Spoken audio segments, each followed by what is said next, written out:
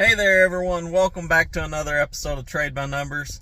Not at home right now, as you can see. I'm out here at my daughter's soccer practice. So I don't have all my numbers in front of me, but I did have some things that I wanted to talk about. Now, we'll briefly kind of touch on the day. We had the stock market absolutely explode upward this morning. At one point in time, I seen the VIX up over 2.25%, or not the VIX, I'm sorry, the NASDAQ up over 2.25%, at which time I actually bought some SQQ calls because I was not expecting it to stay that high. And sure enough, the market crashed way back down. In fact, the VIX went almost red, or the NASDAQ went almost red, and then finally come back, and the market ended up still closing up today across the board, but not near what it was at for most of the day. We made fantastic on our Coinbase puts that we bought back earlier in the week. I don't have it right in front of me now, but I know we made a little over 84% ROI on the 79 strike, and we made over 120% on that 84 strike. And on the SQQ calls, I actually sold them today. We ran up about 3 o'clock. I sold those out. We were up 109.5% on that play. So absolutely fantastic day today for us. But I want to talk to you about a couple of things because I've been seeing a lot of stuff going on out there in YouTube.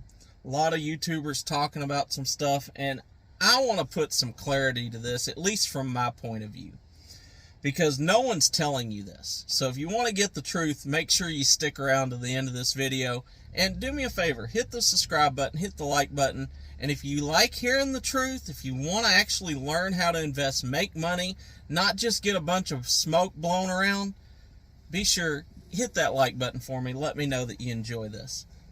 So a lot of people out there are still talking about this banking crisis. The banking crisis, all these banks are going insolvent. They don't have your deposits. And I want to say this for those that don't truly understand the banking system. If you want to say that the banks are insolvent, that they don't have your deposits, the banks are in no worse shape today than they were 6 months ago, or a year ago, or 5 years ago, or 10 years ago for that matter. They didn't have your deposits then either. That's not how fractional reserve banking works. When you take and deposit your money, they lend out up to 10 times that amount, 9 times that amount. So they already don't have your deposits. Now, that's not to say that they're not safe, or at least safe enough. If you've been following me, you know my feeling on banks. I don't really trust banks in the first place. That's why I don't keep money there. I keep my money in my trading accounts, in real estate, and businesses. I don't really keep money in banks. Now, with that being said, I don't fear that the banks are any worse off right now than they were 10 years ago, 5 years ago, a year ago, 6 months ago. So I think that is just a media darling that's catching a lot of attention. People out there are afraid, and what does the media feed on? Your fear. The more you're afraid of something, the more they like to talk about it, because that's what sells. That's the news that sells. So that's my opinion on this whole banking situation. Again, if the banks were in as bad a dire straits as the media want to put out there, Jerome Powell would have had to have not made this 25-point rate hike. He did, so you already know that that is blown out of proportion. Now, with that being said, another thing that I keep hearing, and I've really been hearing a lot the last few days, is all these YouTubers out there, they want to talk about the way to invest is go out and buy yourself an ETF, like the VOO or something like this here, that's got just a basket of pretty much every major company in the stock market. And there are times that I would even agree with that. But in the market environment that we are in, why do I want to buy an ETF that's got a basket of companies that's run up, that is right near their all-time highs, when there are so many great companies out there that I can cherry pick that is 60, 70, 80% off their all-time highs? They'll never be this low again. They've got pretty much nothing but upside. Why would I not rather buy a company like that than to buy an ETF that's already priced in for probably about as good as it's going to be over the next couple of years with everything that's going on. When you buy an ETF, you're buying stability. You're buying the fact that the chances of it going down is very little, but then the chances of it going up is not very much either.